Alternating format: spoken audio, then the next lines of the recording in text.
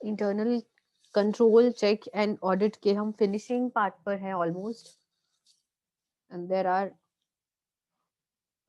To very small topics left to be covered, जिसमें से एक हम ऑलरेडी स्टार्ट कर चुके थे, वेजेस एंड इंटरनल चेक। ये पार्ट हम स्टार्ट कर चुके थे। लेट्स सी कि लास्ट सेशन में हमने इस बारे में डिस्कशन क्या करी थी।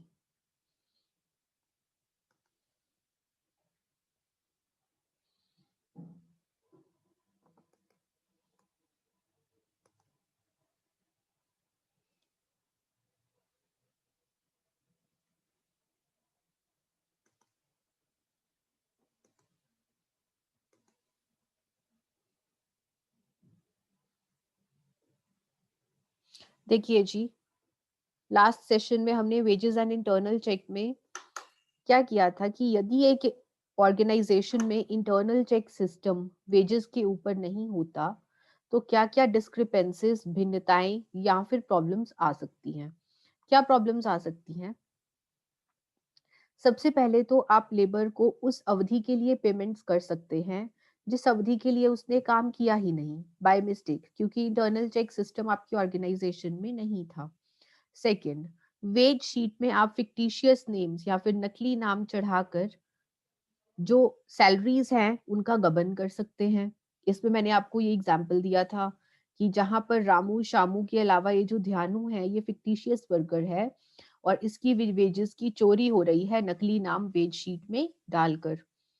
उसके बाद हमने इसमें थर्ड पॉइंट किया था कि जो वर्कर्स को वेजेस की पेमेंट है वो हायर वेज रेट पर हो सकती है, जिसमें मैंने आपको वेज रेट का कंसेप्ट बताया था कि वेज रेट दो तरह से एस्टेब्लिश्ड या फिर डिटरमिन किया जाता है, जिसमें कि first type of wage rate है आपका अकॉर्डिंग टू टाइम, जिसमें जितने घंटे एक वर्कर ने काम पर स्पेंड किए उस हिसाब से उसको पेमेंट करी जाती है, जैसे कि प्रति घंटे के ₹50, 1 आवर के ₹50। या फिर दूसरा सिस्टम आपका चलता है पीस वर्क सिस्टम, जिसमें वर्कर ने कितना काम किया, कितने यूनिट्स बनाए उस हिसाब से उसको पेमेंट करी जाती है। For example ₹50 per unit. इसको मैंने डिटेल में एक्सप्लेन करने के बाद आपको वेज रेट किस तरह से हायर वेज रेट पर पेमेंट हो सकती है ये कंसेप्ट मैंने आपको एक्सप्लेन किया था।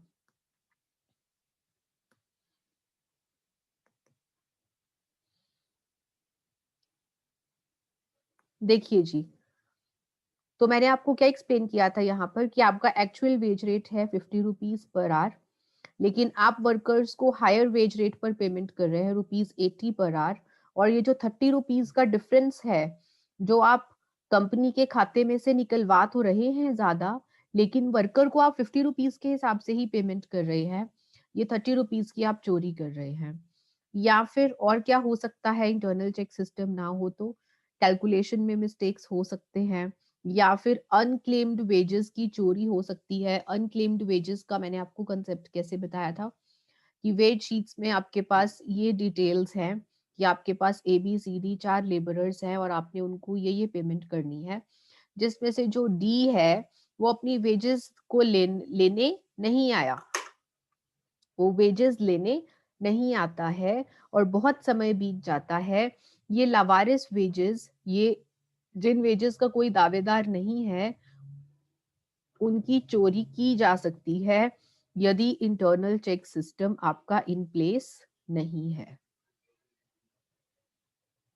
उसके बाद मैंने आपको क्या बताया था कि जो आपका इंटरनल चेक सिस्टम है वेजेस के केस में आप 3 भागों में इसको पढ़ेंगे।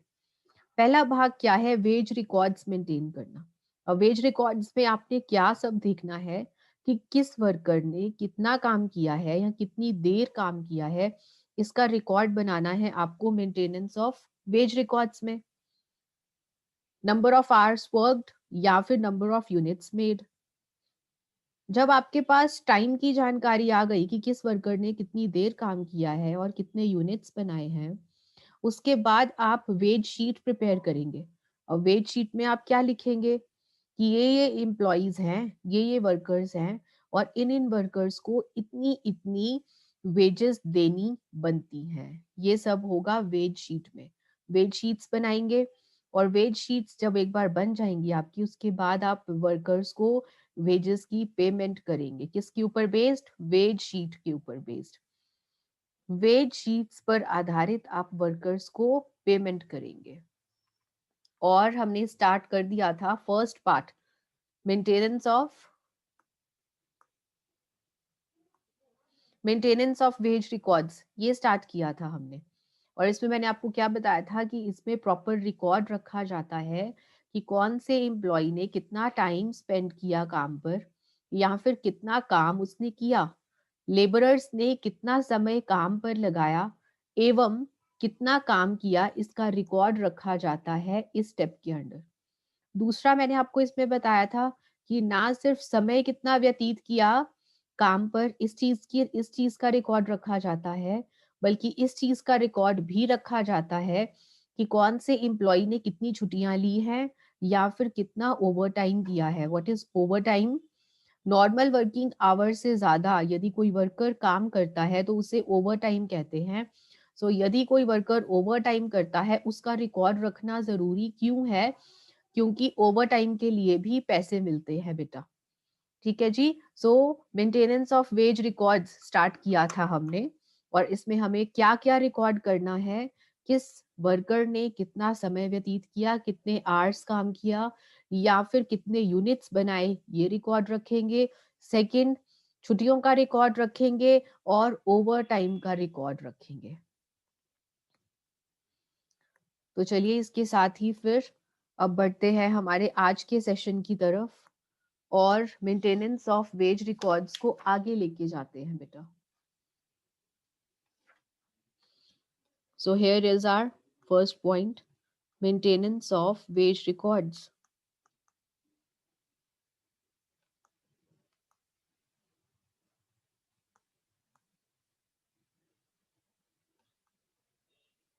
क्या बताया मैंने आपको इसमें? किस वर्कर ने कितना टाइम स्पेंड किया काम पर, रिकॉर्ड ऑफ टाइम स्पेंट और वर्क डन। कितना समय व्यतीत किया या फिर कितना काम किया, इस चीज का रिकॉर्ड रखना है। दूसरा, किस एम्प्लॉय ने कितनी छुट्टियां ली हैं, लीव्स, या फिर कितना ओवर टाइम किया है, कितने घंटे फालतू काम किया है, इस टाइम का रिकॉर्ड, इस चीज का रिकॉर्ड रखना है। ये दोनों बातें हम ऑलरेडी लास्ट सेशन में डिस्कस कर चुके हैं।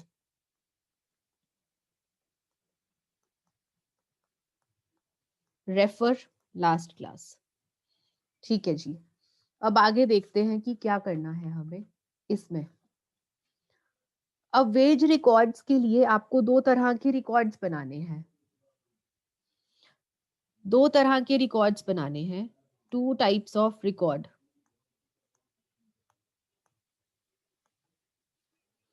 कौन कौन से रिकॉर्ड्स बनाने हैं? पहला, record of wages according to time,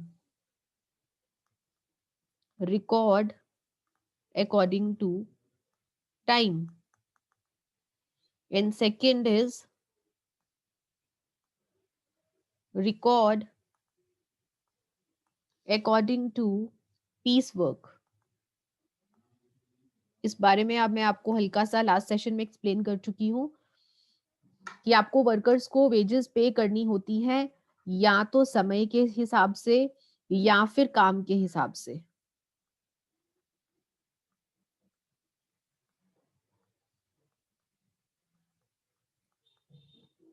या तो समय के हिसाब से आप वेजेस पे करते हैं या फिर काम के हिसाब से कि कितना काम किया।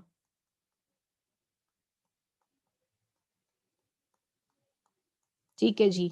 सो जिन वर्कर्स को आप समय के हिसाब से पेमेंट करेंगे, उनका आप समय का रिकॉर्ड रखेंगे, और जिनको आप काम के हिसाब से पेमेंट करेंगे, उनका आप काम का रिकॉर्ड रखेंगे कि उन्होंने कितने पीसीस बना लिए, कितने यूनिट्स बना लिए, इस चीज का रिकॉर्ड रखेंगे।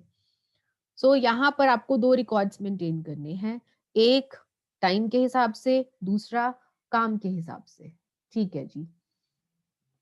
तो अगर हम टाइम की बात करें, टाइम के हिसाब से ऐसी कौन सी तकनीकें हैं ऐसी कौन सी तकनीकें हैं जिनको इस्तेमाल करके आप वर्कर्स के टाइम का रिकॉर्ड रखते हैं?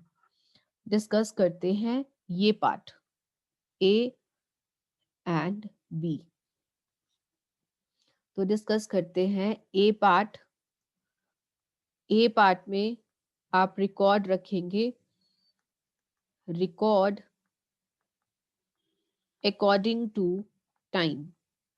सो यदि आप समय के हिसाब से वर्कर्स के काम का रिकॉर्ड रखना चाहते हैं तो आपके पास कौन कौन सी तकनीकें हैं? आपके पास 3 टेक्निक्स हैं बेटा। 3 techniques to record time. Time का रिकॉर्ड रखना है ना, समय का रिकॉर्ड रखना है, तो कौन सी तकनीकें हैं? 3 तकनीकें हैं। पहला होता है आपका टाइम रिकॉर्डिंग क्लॉक। एक ऐसा क्लॉक होता है जो कि टाइम रिकॉर्ड करता है, आपके आने का, आपके जाने का टाइम रिकॉर्ड करता है।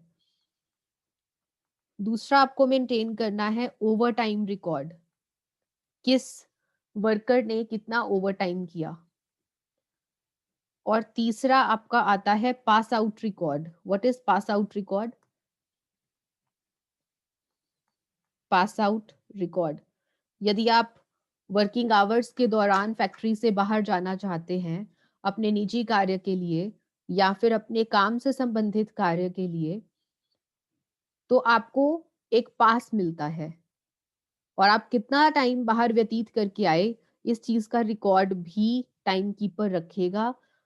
इसे कहते हैं पास आउट रिकॉर्ड। तो आपको 3 तरह के रिकॉर्ड्स मेंटेन करने हैं समय के हिसाब से: time recording clock, over time record and pass out record.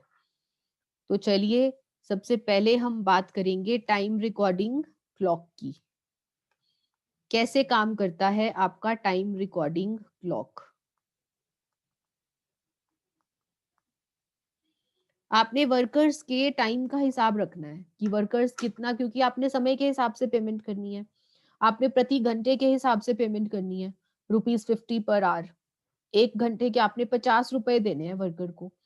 तो बट ऑब्वियस है कि आप उसके टाइम का हिसाब तो रखेंगे ना। वो जितने घंटे काम करेगा उसकी पेमेंट भी उसी हिसाब से होगी। सो उसके समय का रिकॉर्ड रखना बहुत इंपॉर्टेंट है। अब समय का रिकॉर्ड रखने के लिए मैंने आपको पहली तकनीक बताई, टाइम रिकॉर्डिंग क्लॉक। और टाइम रिकॉर्डिंग क्लॉक क्या करेगा? ये टाइम रिकॉर्डिंग क्लॉक ना फैक्ट्री के एंट्रेंस पे रख दिया जाता है। इसको kept at the entrance of the factory, प्रवेश द्वार पर रख दिया जाता है।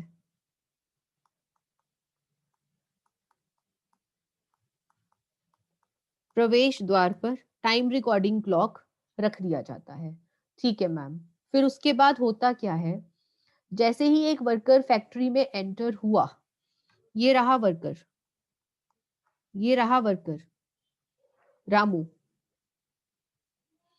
जैसे ही ये फैक्ट्री के एंट्रेंस पर, फैक्ट्री के गेट पर पहुंचता है, प्रवेश द्वार पर,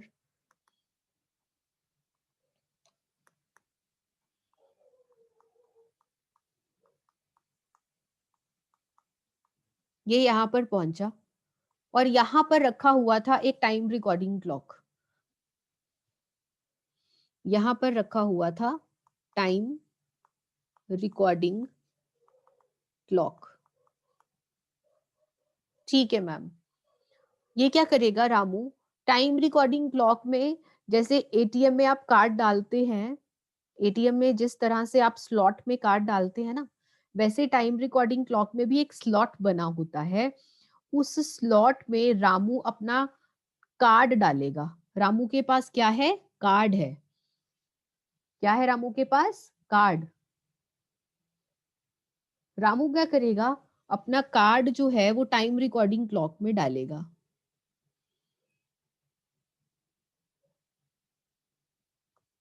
रामू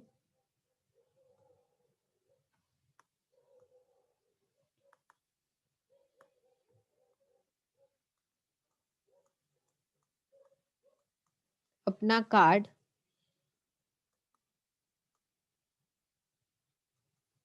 टाइम रिकॉर्डिंग क्लॉक में डालेगा। ठीक है जी, डाल दिया।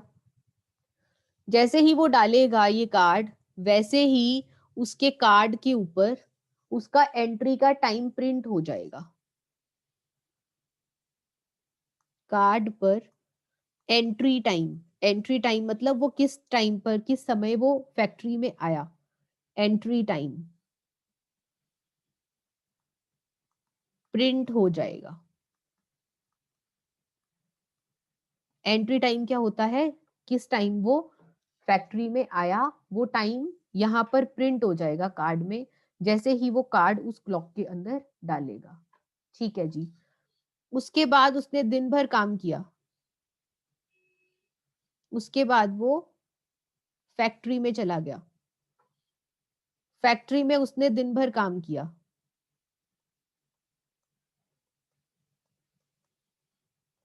अब दिन बीत गया, दिन बीत गया। अब रामू फिर से कहां पर आएगा, एग्जिट गेट पर,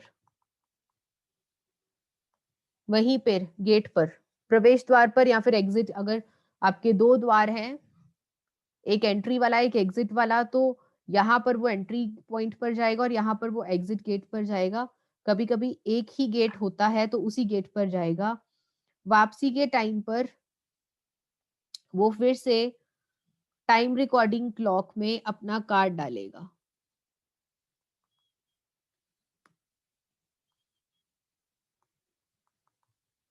टाइम रिकॉर्डिंग क्लॉक में कार्ड डालेगा वापसी के टाइम पर। और अब कार्ड पर क्या प्रिंट हो जाएगा, अब कार्ड पर उसका एग्जिट टाइम, एग्जिट टाइम क्या होता है, उसके वापस जाने का समय, जो एग्जिट टाइम है वो प्रिंट हो जाएगा। इस तरह से आपका जो टाइम रिकॉर्डिंग क्लॉक है वो आपके आने एवं जाने का समय आपके कार्ड पर प्रिंट कर देता है। आ गई बात समझ में कि किस तरह से आपका टाइम रिकॉर्डिंग क्लॉक काम करता है। आइए देखते हैं टाइम रिकॉर्डिंग क्लॉक होता कैसा है। आपको एक पिक्चर दिखा देती हूँ मैं।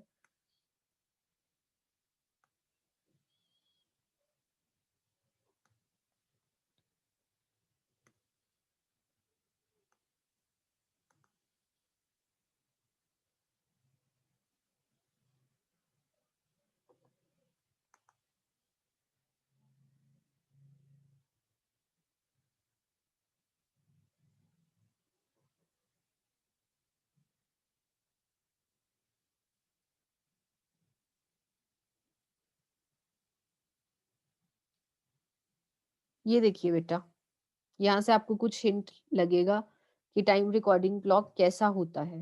देखिए, अटेंडेंस के लिए टाइम रिकॉर्डिंग क्लॉक, ये आपका क्लॉक है, ये इसका स्लॉट है, ये इसका स्लॉट है। यहाँ पर वर्कर आएगा और अपना जो कार्ड है वो इसके अंदर इंसर्ट कर देगा, और ये जो क्लॉक है वो इस कार्ड के ऊपर वर्कर का जो टाइम है वो प्रिंट कर देगा, आने का टाइम, जाने का टाइम। ठीक है जी, ये है आपका time recording clock.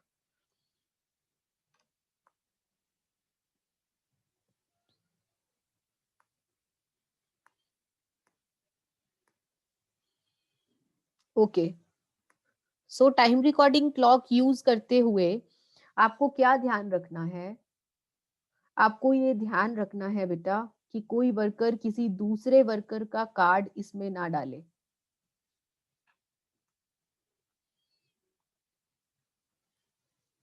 Points to be noted.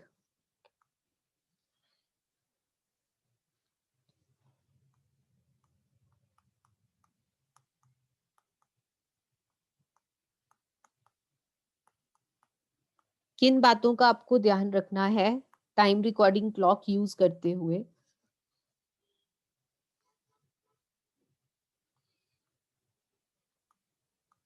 एक वर्कर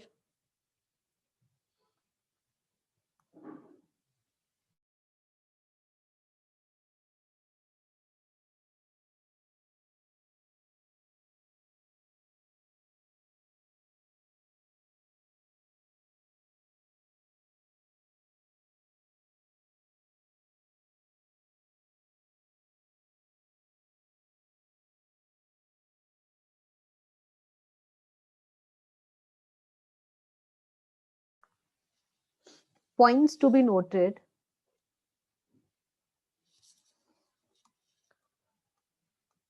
एक वर्कर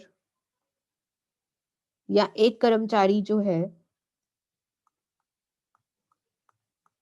दूसरे कर्मचारी का कार्ड टाइम रिकॉर्डिंग क्लॉक में ना डाले।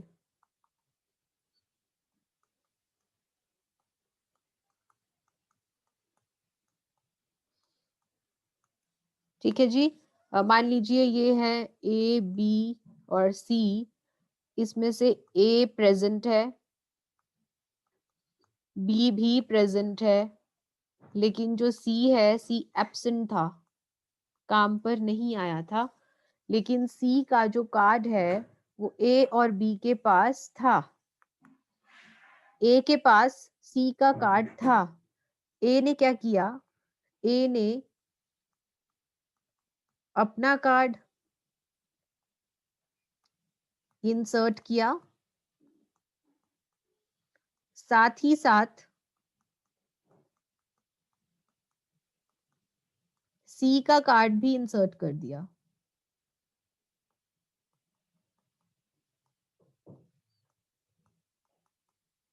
तो इस बात का आपको ध्यान रखना है, जो वहां पर टाइम रिकॉर्डिंग क्लॉक के पास जो टाइम कीपर बैठा होगा, उस टाइम कीपर को ये बात ध्यान रखनी है कि जो व्यक्ति एब्सेंट है उसका जो कार्ड है वो टाइम रिकॉर्डिंग क्लॉक में इंसर्ट ना किया जाए। ठीक है जी। उसके बाद जैसे ही एक स्पेसिफाइड टाइम बीत जाता है, निर्धारित समय बाद, after specified time, ma'am specified time क्या होता है? निर्धारित समय।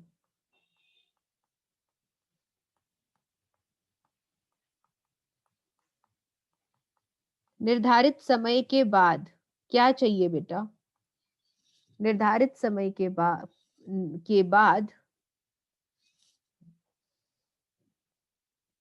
ये जो कार्ड्स हैं, कार्ड्स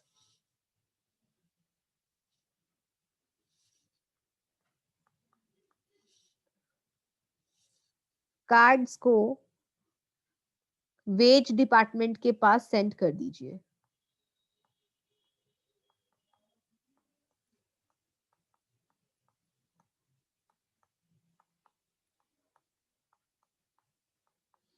वेज डिपार्टमेंट के पास भेज देना होगा, ताकि टाइम के हिसाब से उसकी वेजेस कैलकुलेट करी जा सके, ताकि समय के हिसाब से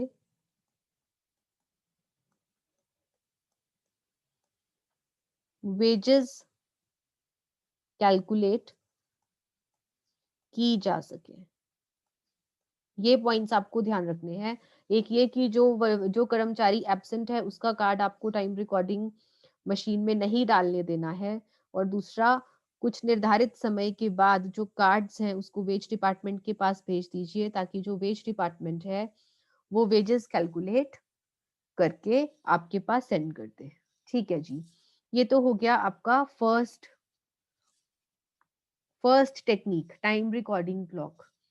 दूसरी तकनीक क्या है बेटा? Over time record. Over time record. Over time का मतलब मैंने आपको क्या बताया? नॉर्मल वर्किंग आवर्स से ज्यादा अगर आप स्पेंड करते हैं उसे कहते हैं ओवर टाइम।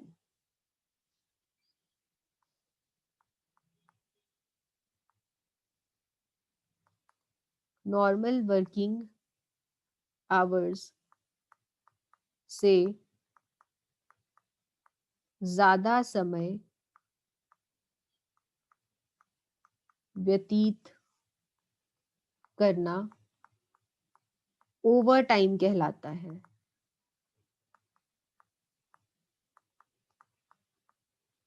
और इसका एग्जाम्पल मैं आपको दे चुकी हूँ। क्या एग्जाम्पल था? आपके जो नॉर्मल वर्किंग आवर्स हैं, मान लीजिए 8 आवर्स हैं, एक दिन में एक वर्कर 8 घंटे काम करता है, लेकिन उसने एक्चुअली में वर्किंग दी 10 घंटे की। सो यहाँ पर जो एक्स्ट्रा वर्किंग आवर्स हैं,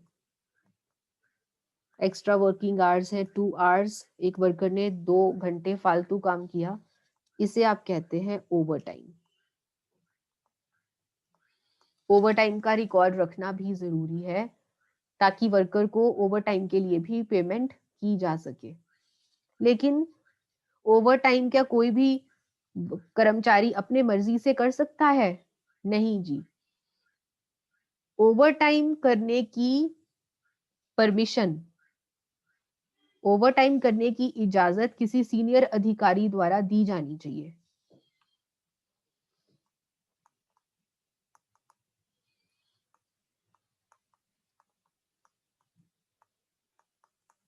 ओवर टाइम करने की इजाजत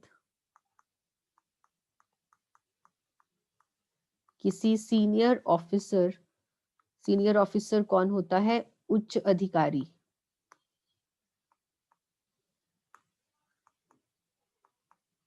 किसी उच्च अधिकारी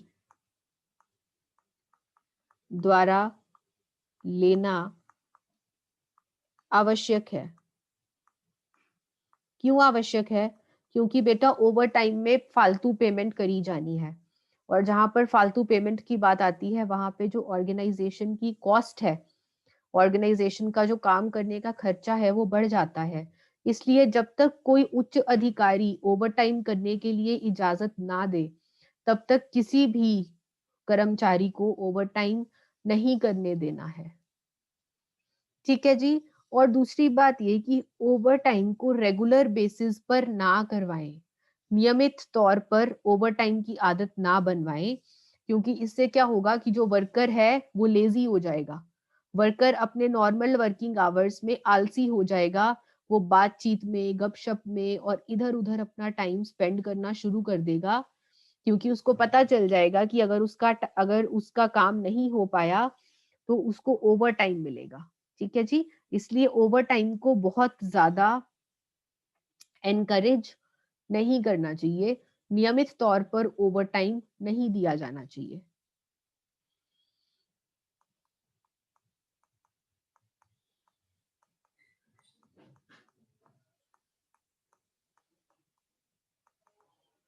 नियमित तौर पर ओवर टाइम ना करवाएं,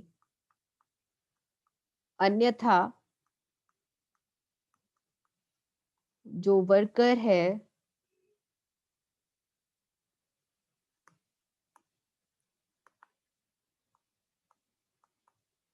अन्यथा कर्मचारी नॉर्मल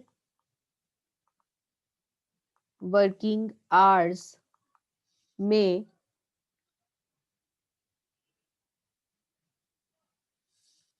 कम कार्य करना शुरू कर देगा,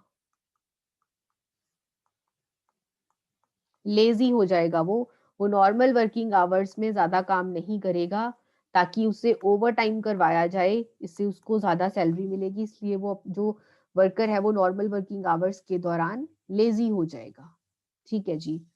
अब यदि उसने ओवर टाइम किया है तो over time should be recorded,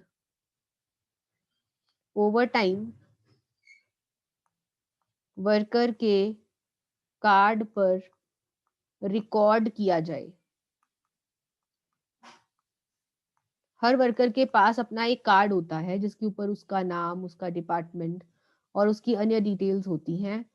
उसमें उसका समय भी टाइप होता है और साथ ही साथ उसमें अगर वर्कर ने ओवर टाइम किया है तो उस कार्ड में उसका रिकॉर्ड भी होना चाहिए। सो ओवर टाइम वर्कर के कार्ड पर रिकॉर्ड किया जाए। ठीक है जी। रिकॉर्ड किया जाए और फोरमैन द्वारा साइन किया जाए। फोरमैन द्वारा साइन किया जाए। फोरमैन कौन होता है बेटा?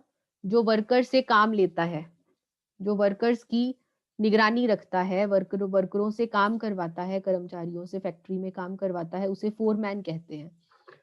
तो फोरमैन के साइन होना भी जरूरी है ताकि ये पता चल जाए कि ये जो ओवर टाइम किया है ये एक्चुअली में हुआ है। ये सब बातें आपको ओवरटाइम के केस में ध्यान रखनी है। That's all for today.